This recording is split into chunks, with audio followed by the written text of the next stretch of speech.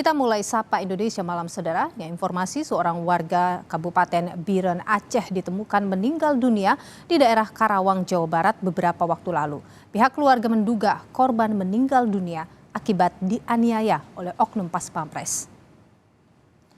Puluhan warga menyambut jenazah Imam Maskur yang tiba di desa Kelayu, Kecamatan Candapura atau Gandapura, Kabupaten Biren, Aceh. Pihak keluarga mengaku pada 12 Agustus lalu sempat beberapa kali menerima telepon dari korban. Korban mengaku ditangkap dan dianiaya oknum TNI. Dan Pas Pampres, Majen Rafael Granada Bay menyatakan kasus dugaan penganiayaan ini tengah diselidiki Pomdam Jaya. Oknum anggota Pas Pampres yang diduga terlibat penganiayaan juga sudah ditahan di Pomdam Jaya.